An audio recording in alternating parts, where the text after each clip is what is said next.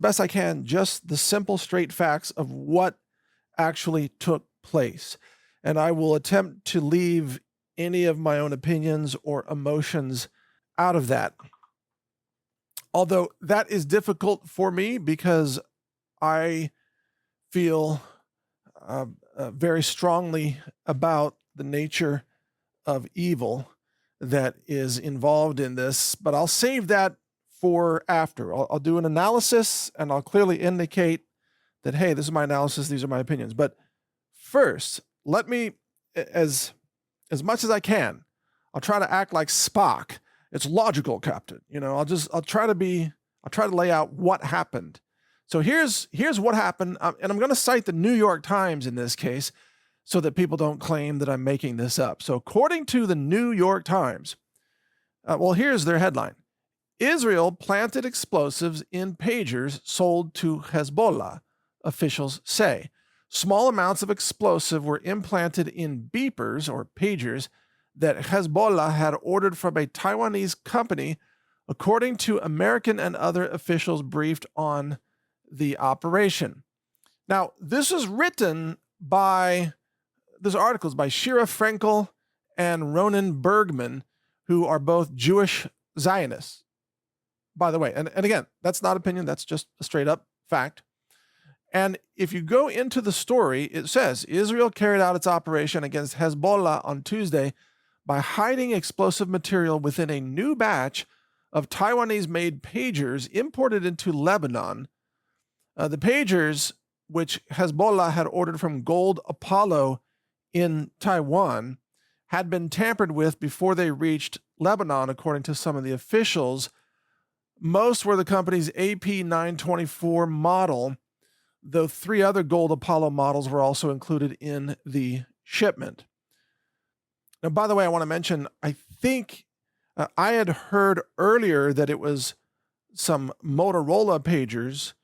Apparently, that's not the case, so I'm correcting that. So if you hear Motorola, even in a special report here today, just understand that was early information, and it has now been confirmed as being the Gold Apollo company in Taiwan. But nobody is accusing the Taiwan company of planting explosives in these products, by the way. So again, according to the New York Times, continuing, the explosive material is as little as 1 to 2 ounces was implanted next to the battery in each pager, 2 of the officials said. A switch was also embedded that could be triggered remotely to detonate the explosives. At 3:30 p.m. in Lebanon, the pagers received a message that appeared as though it was coming from Hezbollah's leadership. Instead, the message activated the explosives. Lebanon's health minister told state media that at least 9 people were killed, more than 2,800 were injured, and I'm adding to this reports that at least 2 infants under the age of 1 year old were also killed by these exploding pagers. And if you go to informationliberation.com, an article there talks about how these pagers exploded as people were carrying them in public supermarkets, shopping centers, and public streets surrounded by civilians. Now, Edward Snowden has tweeted out the following: what Israel has just done is, via any method, reckless. They blew up countless numbers of people who were driving, meaning cars out of control, shopping. Your children might be in the stroller standing behind him in the checkout line, etc. Indistinguishable from terrorism is what Edward Snowden says. As information comes in about the exploding beepers in Lebanon, it seems now more likely than not to be implanted explosives, not a hack. Why? Too many consistent, very serious injuries. If it were overheated batteries exploding, you would expect many more small fires and misfires. So at first, it was suspected that this was just some kind of a triggering mechanism, a broadcast from the cell towers that broadcast to the pagers, that somehow caused the batteries to rapidly discharge, which causes them to heat up, quite quickly. And when lithium-ion batteries reach a certain temperature, they will spontaneously ignite, creating fires that are very, very difficult to put out. But it appears now, based on the New York Times, that there were explosives implanted in these devices. So just to be clear, and again, I'm still in the fact statement phase of this here. To be clear, what this means is that Israel intercepted a batch of consumer electronics being shipped from Taiwan, that it then modified those electronics to implant explosive material next to the battery. And then it was able to get those items into distribution, deliberately putting them into the hands of the people in Lebanon. And then on top of that, Israel controlled some kind of activation signal that was broadcast by the towers. And then this signal, apparently from other reports, caused the battery to rapidly heat up, which then set off the explosive.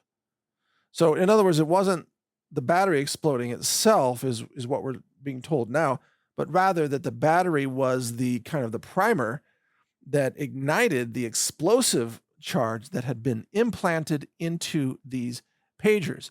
But I also read on other sites that this was more than just pagers. There were initially reports that there were some cell phones involved. There were other reports that it involved two-way radios in addition to pagers or beepers. But this is, 2 days ago, this would have been considered science fiction, conspiracy theory stuff. Today, it's a proven fact that a government, and let's think bigger than Israel on this, okay? Let's think bigger than Israel. And this part is getting into my analysis now. That a government can intercept an incoming shipment, that they can plant explosives into that product, then allow it to be distributed to the public and to be carried in public places, carried in maybe airports, cafes, grocery stores, yoga studios or wherever. And then that the government itself can remotely detonate those devices, causing mass injuries and deaths. Here's my question to you. Well, a couple of questions. So right there, we have something that is unheard of in the history of warfare. It's a new red line, in essence, being crossed, which is transforming consumer products into explosive devices. So there's an obvious question, which is, well, what other kinds of devices might they put explosives into? Could they put explosives into hair dryers or TV remotes or children's shoes or children's backpacks or purses or, anything? If Israel has this capability, and there are a lot of devices that can receive signals from cell towers, like your mobile phones, like your tablets, a lot of laptop computers, for example, they could carry very large explosive charges. The point is, can you trust anything now imported, given that the government could have intercepted it and put a bunch of explosives into it and then put it into your hands or someone else's hands, and then they can remotely detonate that? Can you trust consumer goods? Now, the other thing that I've noticed in this, in looking at the responses on Twitter primarily, is that, and without exception, every single Israel supporter has celebrated this attack. This attack that blew off people's fingers and hands, this attack that caused thousands of people to be, well, I'll tell you what, I'm going to show you the video. Okay, this video is a video from one of the hospitals in Lebanon of mass injuries, people flooding into the hospitals with their hands and fingers blown off. Some cases, their faces half blown off, holes blown in their torsos. And these exploding pagers also targeted doctors and medical staff as well. And I want you to recognize that Ben Shapiro celebrates this. Ben Shapiro, the ever immoral, unethical Zionist zealot. He absolutely celebrates this. And there are a whole lot of other just mentally ill Zionism supporters that are celebrating this. No one that supports Israel has denounced this. So watch this video. It is somewhat graphic because I want you to see what this looks like, what people like Ben Shapiro are celebrating. Take a look.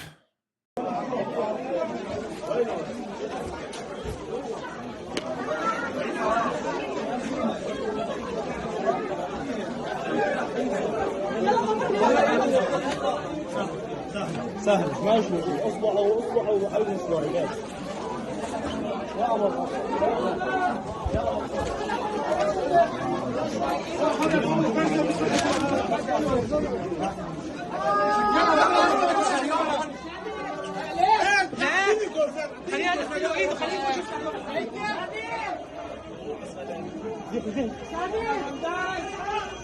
بس يا سامي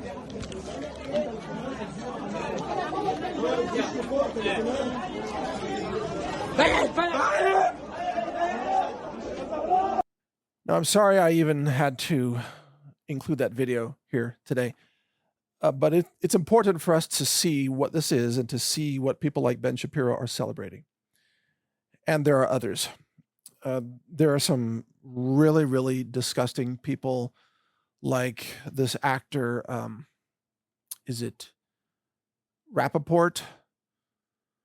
He's mocking it, just absolutely laughing and mocking it. I'm not going to play that video for you. It's too evil. It just shows so much mental illness.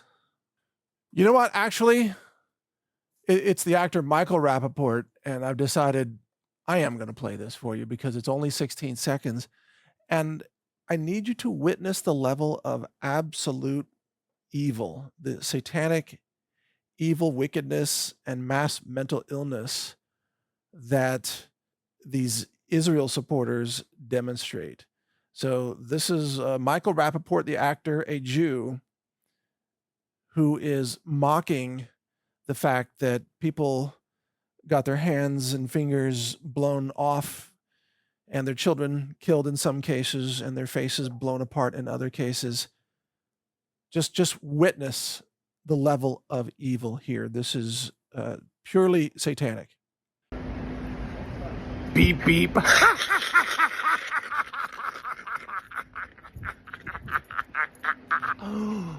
Beep, beep.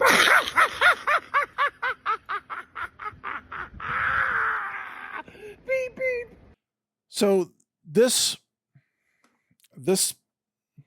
person, he's a Jew, he's a Zionist, he's an Israel supporter. He's known as an actor or a comedian. He thinks this is funny. And he probably thinks it's funny if there were some other pro-Israel companies that make consumer goods and would put explosives into those goods and distribute them out to people who are critics of Israel. He probably would laugh maniacally also if college students had their fingers blown off and their hands blown off for protesting and saying things like Free Palestine, let's say. I would imagine that Rappaport, who increasingly demonstrates the absolute wickedness and evil of Zionists, he's actually a very good demonstration of what modern day Zionism has become.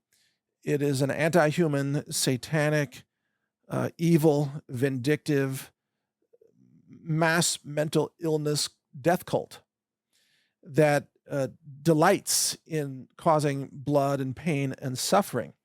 And there's a reason for that, because it's all satanic. It's really extraordinary. And again, remember that I haven't seen a single case of any Israel supporter denouncing this tactic. I mean, have you? Maybe something's happened and I haven't seen it, but so far I have not witnessed such a denouncing of this tactic. And what's highly disturbing about this to me, well, there are many things, but what's even more disturbing is the fact that these people are celebrating a government intercepting consumer products, planting explosives in them, distributing those products to consumers, and then the government itself deciding who lives and who dies with a remote detonation that kills people essentially indiscriminately because they don't know who's got possession of any one pager at any one time or who might be standing nearby. So these are weapons of mass destruction in essence. And the people who are celebrating that, do they not realize that this will be used against them at some point by their own government? You see, I've said this often that everything Israel is doing to Gaza, the US government plans to do against the people of America.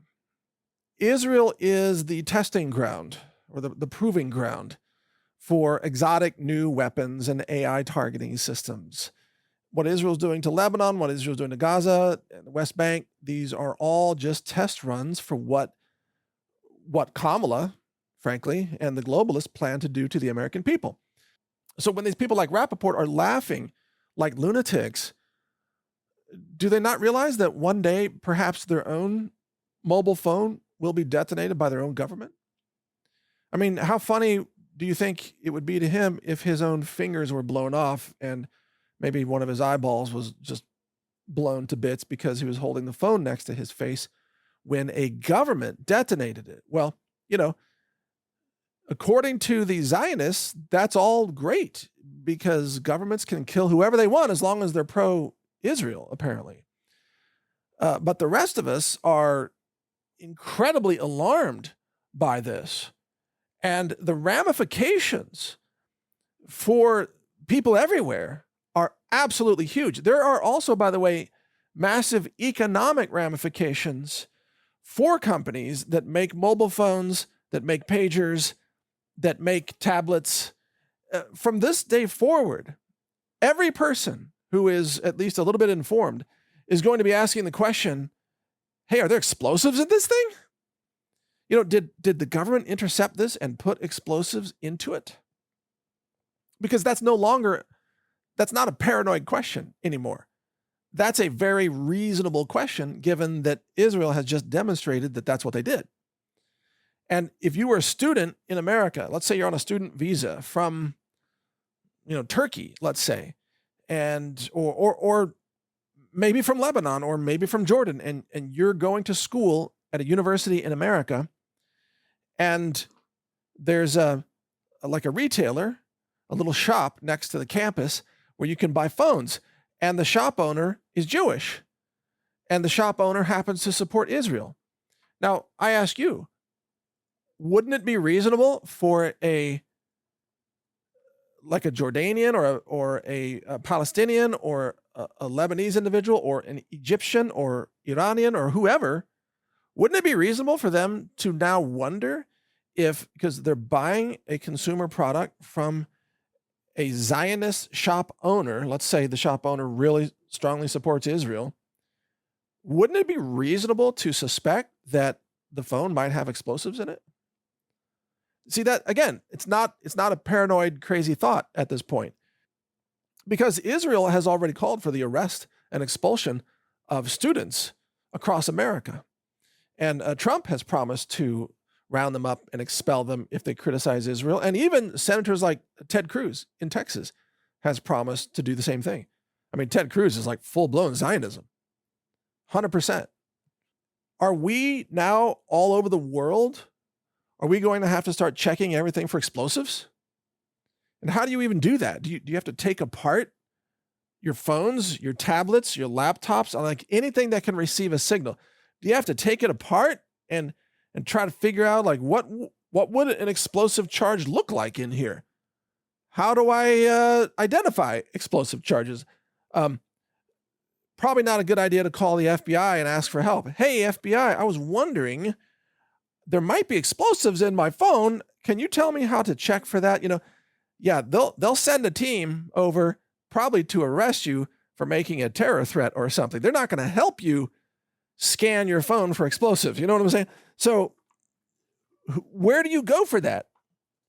Or even if you go online, like you can't type that into a search query on YouTube. You can't go to YouTube and type in, how do I check my phone for explosives? You're going to get red flagged and you might get visited and they might label you a terrorist. But this is now a reasonable question for any kind of consumer goods that can receive signals.